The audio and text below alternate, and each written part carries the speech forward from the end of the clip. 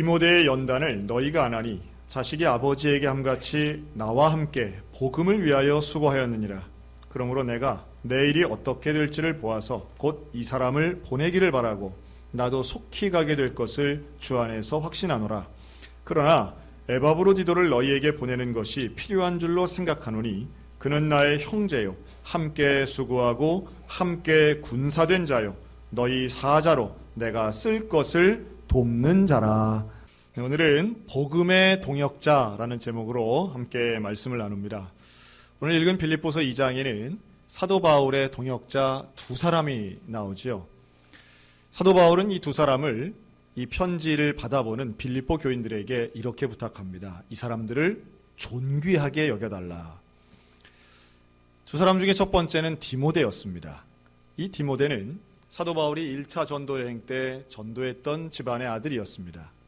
그리고 이 디모데는 바울의 2차 전도 여행, 3차 전도 여행을 동행하고 나중엔 초대교회의 지도자가 됩니다.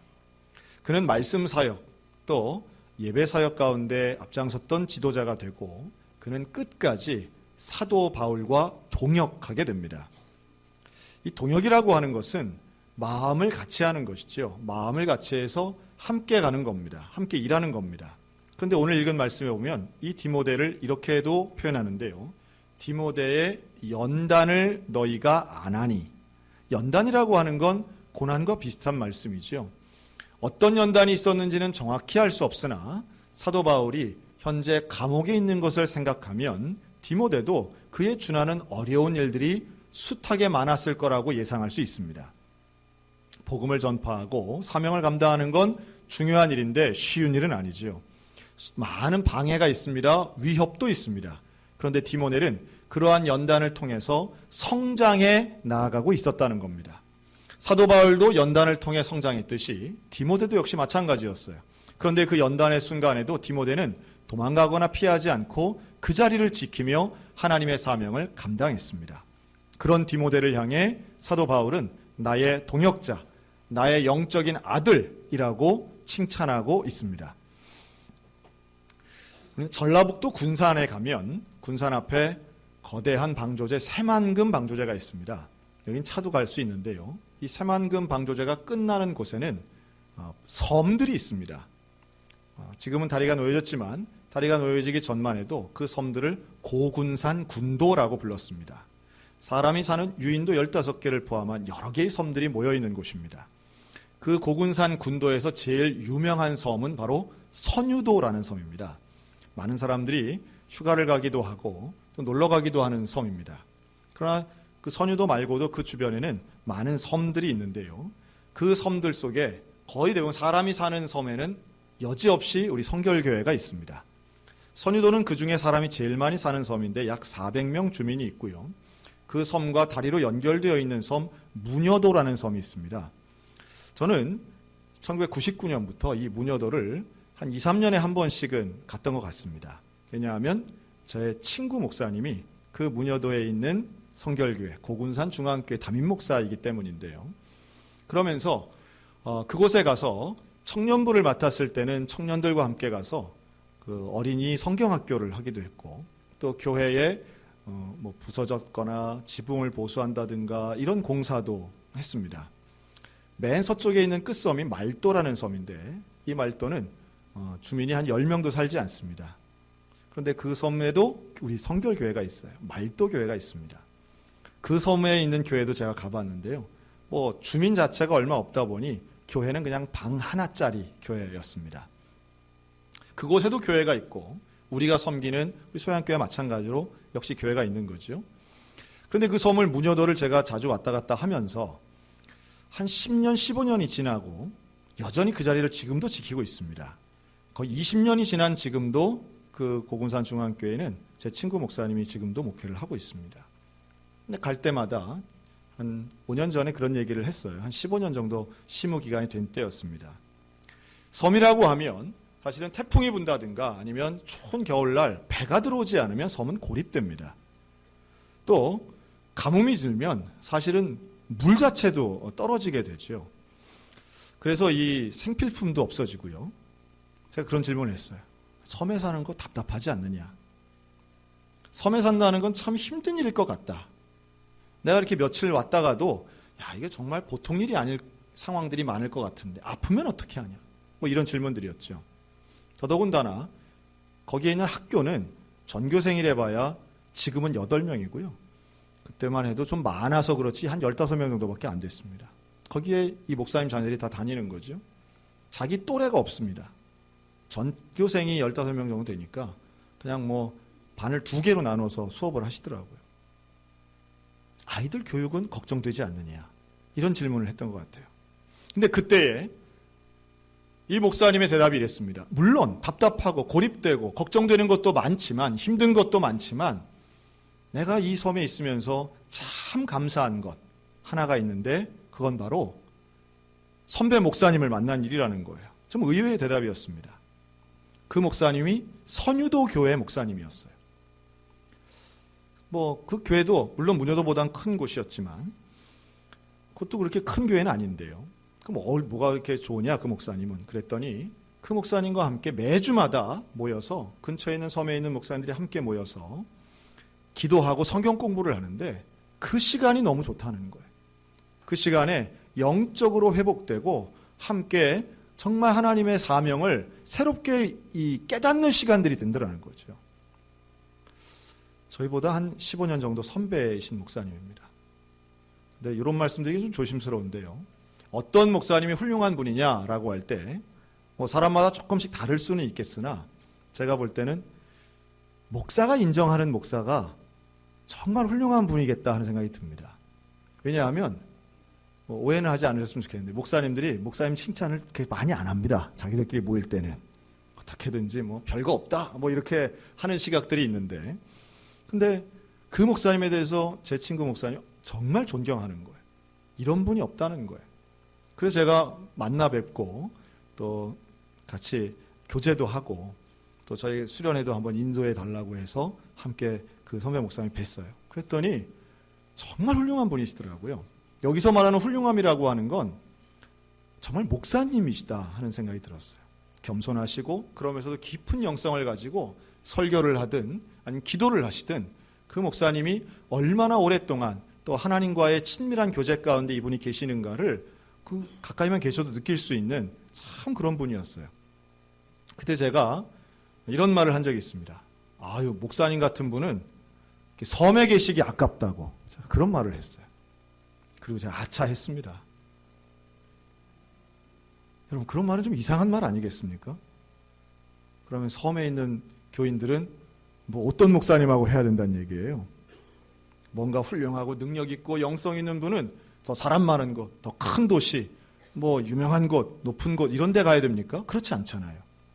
제가 말을 하고도 부끄러워가지고 그때 아차 싶었던 경험이 지금도 기억납니다.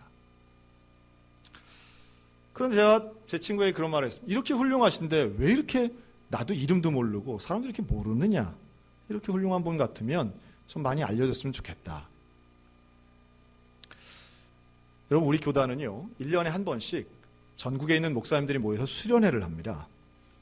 지난 월요일도 이 원주에서 전국에 있는 목사님들, 성결교회 목사님들이 다 모여서 수련회를 했어요. 체육대회도 하고요.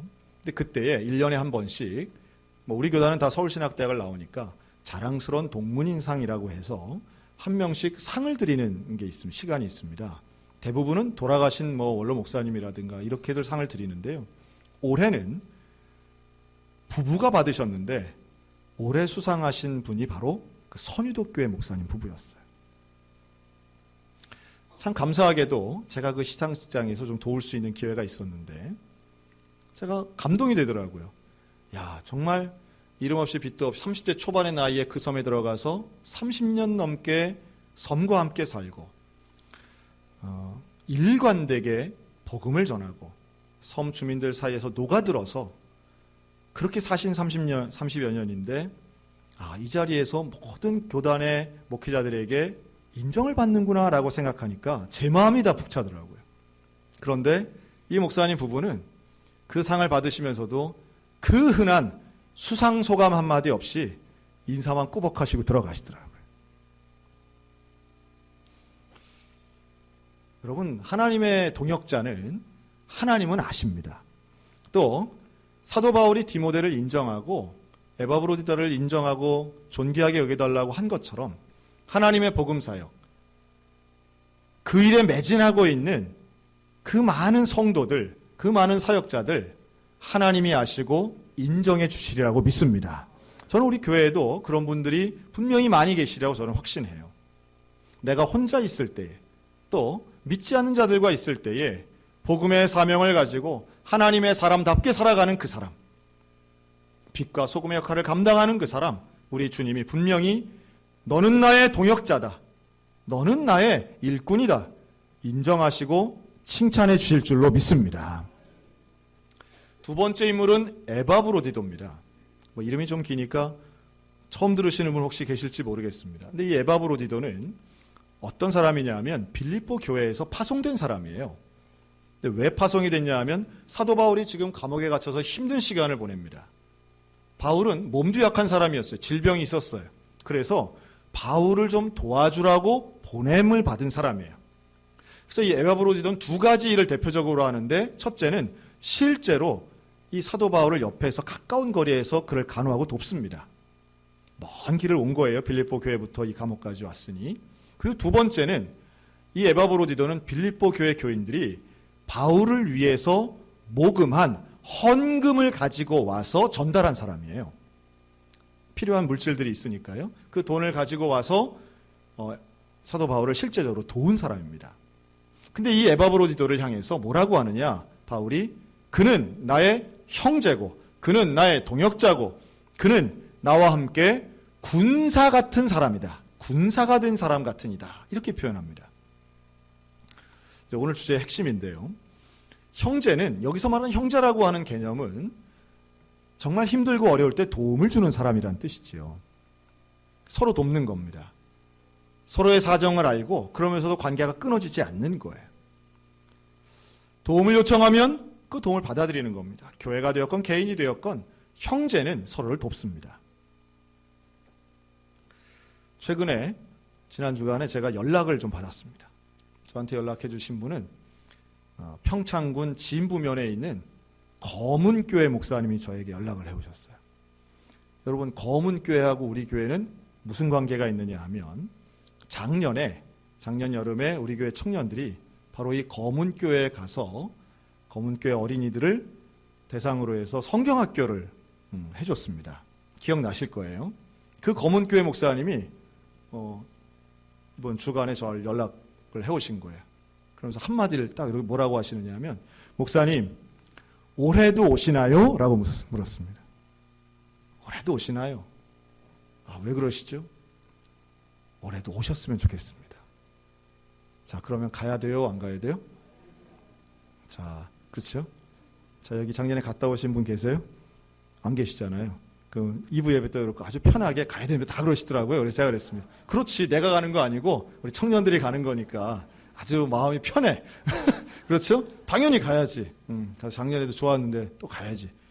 우리 정확하게 얘기하면 우리가 이제 보내야 되겠죠. 확 청년들을 보내버리면 돼요. 그럼 가서 그러면서 목사님 뭐라고 하시냐면, 작년에 소양교회 선생님들이 오셨는데 우리 아이들이 기다린다는 거예요. 너무 좋았다는 거예요. 그래요? 또 기다린다면 또 가야 될 거 아니에요. 그래도 또 그랬습니다. 그래서 제가 우리 청년들이랑 잘 의논해 보겠습니다. 어쨌든 좋은 방향으로 긍정적으로 제가 해보겠습니다. 여러분, 올해 우리 교회가 단기 선교를 다녀왔습니다. 1월 달엔 필리핀을 갔다 왔고요. 2월에는 일본을 다녀왔습니다. 단기 선교는 해외만 가는 게 아니고요. 올해는 국내 단기 선교도 좀 갔으면 좋겠습니다. 그래서 지금 5월 달부터는 광고를 할 텐데요. 우리 산골을 가느냐, 섬을 가느냐. 산골은 우리 거문교회 가는 거고요. 섬은 조금 전에 말씀드린 그 선유도 문여도가 있는 고구산 군도에 가는 분들을 신청받았으면 좋겠어요. 광고가 될 겁니다. 신청한다고 다 갈 수는 없습니다. 왜냐하면 8명 어린이를 놓고 성경학교를 하는데 우리가 80명 가는 건 좀 이상하잖아요. 애들이 기죽어서 못합니다. 그에 맞춰서 인원은 아주 소수로만 해서 가려고 합니다. 그러니까 우리가 좋자고 가는 게 아니고 해당 교회가 좋아야 되는 일이니까요. 그래서 이 국내 선교는 마찬가지입니다. 우리가 잘 준비하고 필요한 곳에 도움이 요청되는 곳이라면 우리가 불가능한 일은 어렵겠으나 할 수 있는 일을 우리가 최대한 하는 것은 형제로서 마땅히 해야 할 일인 것이지요. 작년부터 준비했던 사역이 있습니다. 사실 올해는 우리가 선교를 하기 위해서 애쓰고 준비하면서 사실은 가장 주안점을 뒀던 사역 중에 하나가 바로 오늘 있을 형제교회 방문 예배입니다. 연초부터 우리 장로님들이 조를 짜서 교회를 선정하고 선정된 교회를 미리 가보고 또 목사님들을 만나고 그 답사를 하는 기간들이 수개월에 걸렸습니다. 상당히 조심스러운 일입니다. 왜냐하면 형제교회이긴 하지만 다른 교회의 예배를 참석할 때에 우리가 여럿이 우 몰려가서 혹여 잘못하면 마치 우리는 무슨 큰 교회나 되고 우리는 무슨 능력이나 있고 당신네는 우리의 도움을 받는 사람이라고 하는 인상을 준다면 그것은 아주 큰 실수를 하는 것이기 때문에 그렇습니다. 10개 교회를 선정한 기준이 있어요. 교회들이 많은데 우리가 10개 교회를 선정할 때의 1순위는 우리 교회가 후원하고 있는 교회들이 1순위였습니다. 두 번째는 그러면서 거리가 가까운 교회들이었습니다. 이 10개 교회 중에 5개 교회는요, 우리 교회하고 거리가 채 3km가 되지 않습니다. 아마 오늘 방문하시면서 야, 이렇게 가까운 데에 우리 성결교회가 있었어 라고 놀라실 분들 계실 겁니다. 그리고 평소에 그 앞으로 수도 없이 다녔지만 나 여기 우리 성결교회가 있는 줄 몰랐어 하는 분들 제법 되시리라고 예상합니다. 관심 없으면 안 보입니다. 그러나 오늘 한번 갔다 오신 이후에는 아마도 앞으로 그 길을 오고 갈 때마다 교회가 생각나고 목사님이 생각나시리라고 저는 소망합니다. 오늘 이 10개 교회 중에 5개 교회는요, 상가교회입니다. 상가교회는 본인의 토지, 그 교회 소유의 토지나 건물이 없는 것을 의미하죠. 이 상가교회 형태는 하나의 빌딩 안에 한 부분을 마치 사무실처럼 임대해서 예배를 드리는 형태의 교회입니다. 전 세계적으로 이런 상가교회는 다른 나라에는 없습니다. 우리 한국과 한국인이 세운 외국의 교회에만 존재할 뿐이지 사실은 이런 형태가 별로 없어요. 그래서 어떤 건축가는 상가교회야말로 가장 창조적인 콜라보다 이렇게 칭찬한 사람도 있더라고요. 남의 속도 모르고. 상가교회를 개척할 때 대개 어려운 재정과 돈이 없기 때문에 일단은 그러나 예배드릴 사람들이 있어서 상가교회를 시작하곤 합니다. 우리가 오늘 방문하는 교회 중에 5개는 상가교회예요. 안디옥교회, 세상을 비추는 교회, 봄내교회, 새소망교회, 좋은 나무 교회가 그렇습니다. 그리고 이 교회들은 대부분 그 목사님들이 개척하신 교회들입니다. 여러분, 개척한 교회 그리고 상가교회들이 빚는 경험하는 어려움들이 있습니다. 물론 하나님 입장에서는 사람이 1명 예배드리든 10,000명 예배드리든 그 가운데 진정한 예배자가 있다면 하나님은 그 예배를 기뻐하시고 그 예배를 통해 영광 받으십니다. 그러나 사람은 보이는 숫자에 영향을 받습니다. 뿐만 아니라 사람이 적고 또한 재정이 적으면 그만큼 기회도 적게 됩니다. 많은 희생이 따른다는 이야기예요. 저는 목회자로서 개인적으로 그러한 개척교회, 상가교회들 그 중에 누가 가장 큰 희생을 할까라고 생각할 때에 선택한 목사님 부부는 차라리 감당할 수 있지만 여기에서 가장 큰 희생을 강요당하는 사람은 그 목회자의 자녀들이라고 생각합니다. 이들은 태어날 때부터 평생토록 신앙생활을 강요당하기도 하고 신앙생활의 분위기에 있으면서도 정작 누려야 할 교회의 문화, 교육의 혜택에서는 벗어나 있는 경우들이 많습니다. 예를 들면 교회학교 수련회, 여름성경학교, 성탄절 발표회와 같은 우리로서는 자연스럽고 당연하게 생각하는 교회의 아름다운 유년의 추억이 이런 개척교회, 상가교회의 목사님 자녀들은 그런 추억이 있을 수 없는 거예요. 교회에 또래가 없는 겁니다. 근데 안타깝죠. 미안한 일이기도 합니다. 그러나 그런 가운데에도 정말 헌신하고 예수를 알게 하고 복음을 전해준 부모님에 대해 존경하는 자녀들의 모습을 보면 또 한편 숙연해지기도 합니다. 여러분, 오늘 우리가 방문하는 그 5개의 상가교회를 여러분들 잘 기억하시고 기도하시고 또 그런 마음 가지고 누군가는 이 교회를 위해서 정말 희생하고 헌신하고 있구나라고 하는 깨달음이 있었으면 좋겠어요. 그리고 또 하나 잊지 말아야 하는 것은 우리가 오늘 형제교회를 방문하는 가장 중요한 이유입니다. 우리가 방문할 때 우리 선교헌금도 가져갈 겁니다. 그러나 에바브로디도가 사도 바울에게 헌금을 전달한 것처럼 우리도 물질을 전달합니다. 그러나 우리의 목적은 분명합니다. 우리가 형제교회를 방문하는 이유는 협력하기 위함인 줄로 믿습니다. 동역하기 위한 거예요. 함께 일하기 위한 거예요. 같은 목적이 있기 때문이에요. 같은 방향을 보기 때문이에요. 우리만으로는 춘천을 복음화하는데 부족하기 때문입니다. 함께 협력하는 거죠. 멀리 화천과 또한 가평도 갑니다. 여기는 전형적인 시골 교회입니다. 농촌 교회죠. 주변에 사람들이 이렇게 많이 살지 않아요. 아마도 오늘 방문하시는 교회들 대부분은 목사님들이 상당히 지금 많이 기다리고 계십니다. 그런 교회들은 놓여져 있는 의자와 자리가 평소에 꽉 차지 않는 교회들입니다. 제가 개인적으로 부탁하고 싶어요. 여러분, 오늘 가서 오후에 형제교회 방문을 해서 예배를 드리실 때에 지금 내가 앉는 의자가 있지 않겠습니까? 여러분, 그 의자 그 자리에 지난 수년간 단 한 명도 앉아본 적이 없을 수 있다는 것을 생각하셨으면 좋겠어요. 설교자는 물론 2명이 앉아있던 1000명이 앉아있던 똑같이 설교해야 됩니다. 그런데 언제 더 힘이 날까요?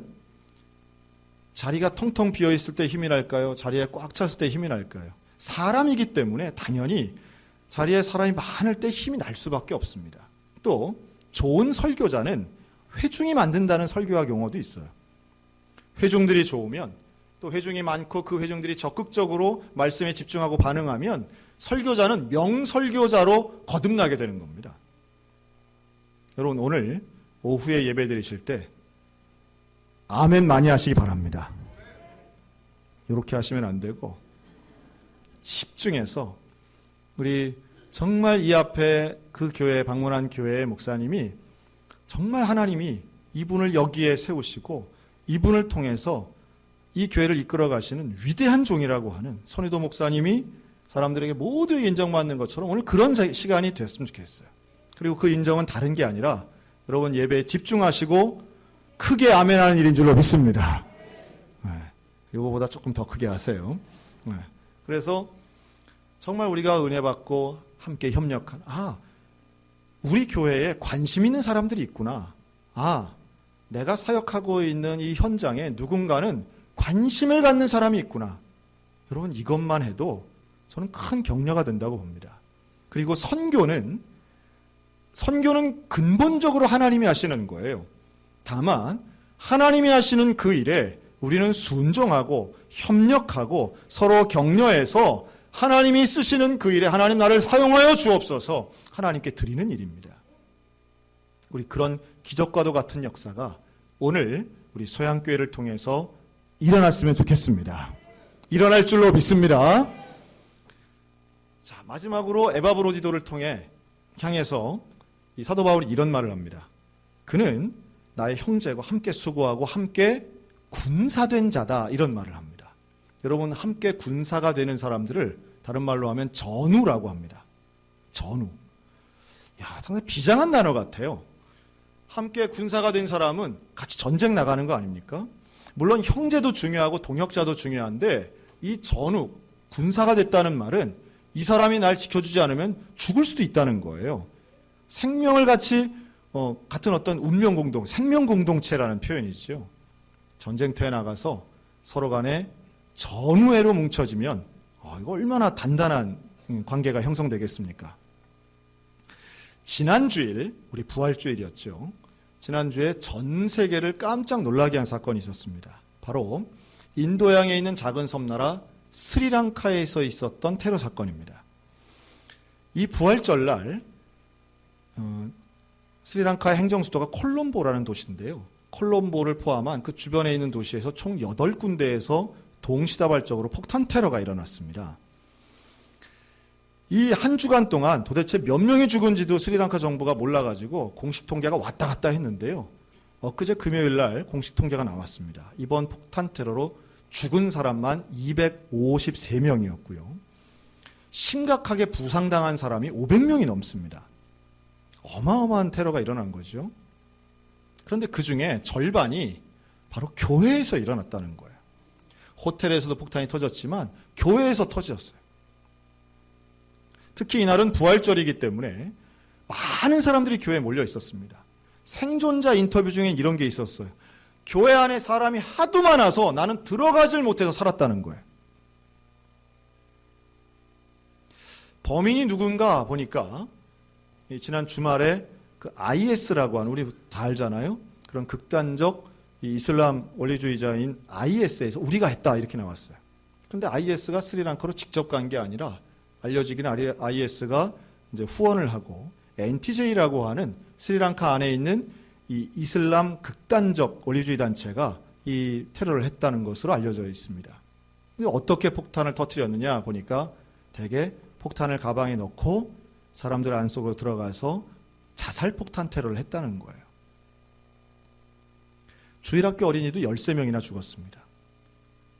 교회 안에서 기도를 하려고 눈을 감았는데, 부활절 예배 시간에 기도를 하려고 눈을 감았는데 갑자기 큰 소리가 나더라는 거예요. 뻥 터지는 소리가 나고 눈을 떠보니까 피가 강같이 흐르고 그 건물이 뚫리면서 모든 잔해가, 그 먼지가, 분진이 눈처럼 내리더라는 거예요. 처음에는 많은 사람이 이게 무슨 일인지도 몰랐던 거죠. 지금 스리랑카 전국이 장례식장입니다. 그런데 이런 생각을 해봤어요. 다시 주일이 됐습니다. 여러분, 스리랑카는 전체 인구의 70%가 불교인이고요. 10%가 무슬림이고 기독교 인구는 채 7%가 되지 않아요. 그런데 오늘도 스리랑카에서는 우리 기독교인들이 교회 가지 않겠어요? 그런데 교회를 갔는데 이분들 마음이 어떻겠냐는 거예요. 죽을 수도 있겠다. 예배드리고 있는데 기도하자고 할 때 뭐가 생각나겠습니까? 폭탄이 터질 수도 있겠구나. 여러분, 지금 동시대를 살아가는 우리 기독교인 중에 누군가는 목숨을 걸고 예배당 가는 사람들이 있습니다. 무슨 스리랑카가 말도 안 되는 독재 국가가 아니에요. 스리랑카는 명확하게 종교의 자유가 있는 민주주의 국가입니다. 그런데도 그런 일이 일어나고 있어요. 우리는 예배당 올 때마다 안전한 건 당연하고 예배당에 오면 편해야 되고 여름엔 시원하고 겨울엔 따뜻하고 마음은 평안해야 된다, 우리 그렇게 생각하지 않습니까? 그런데 어떤 분들은 나 오늘 죽을지 몰라, 폭탄 터질지 몰라, 내 아이도 죽을지 몰라, 그래도 주일이니까 교회 가야지. 여러분, 이런 분들이 있다는 걸 생각하면 그가 바로 주 안에서 군사된 자인 줄로 믿습니다. 우리의 마음속에도 그런 마음이, 그런 결단이, 그런 주의 군사로서의 마음이 회복되었으면 좋겠어요. 영적 전쟁이 현재도 일어나고 있는 겁니다. 우리에게 깨어있는 영성을 가지고 하나님의 선교사에 우리에게 주신 이 위대한 선교 사명을, 여러분, 오늘도 내가 어디를 가든지 직장이든 가정이든 내가 가 있는 그곳이 하나님의 복음을 증거하고 전파하는 하나님의 군사된 자로, 하나님의 동역자로 온전히 서는 우리 소양교회가 되기를 소원합니다. 맥없이 쓰러져 있을 때가 아니라는 거예요. 주신 사명을 감당해야 될 것이고, 이 사명을 감당하기 위해 우리는 동역하고 협력해야 됩니다. 우리가 한 마음이 돼야 되는 거예요. 다른 교회들을 방문하는 이유도 거기에 있는 것이고, 우리가 해외 선교를 하는 것도 거기에 있는 거예요. 언제까지 내 감정, 내 기분을 평화롭게 만드는데 교회와 하나님을 사용하는 것이 아니라 주신 사명을 붙잡고, 오늘도 에바브로지도가 그랬던 것처럼 그가 목숨까지도 바쳐서 아파도, 자기가 더 아픈데도 바울을 위하고 교회를 위하고 사명을 위하여 일했던 그 에바브로지도처럼, 그리고 끝까지 복음을 붙잡고 일했던 디모데처럼, 사랑하는 성도 여러분, 우리 모두 복음의 동역자들 되시기를 바랍니다. 복음의 동역자로 사시기를 바랍니다. 오늘도 주님 안에서 형제고 동역자고 군사된 자의 사명을 잘 감당하여 깨어서 주께 영광 돌리는 우리 모두가 다 되시기를 주님의 이름으로 축원합니다. 아멘.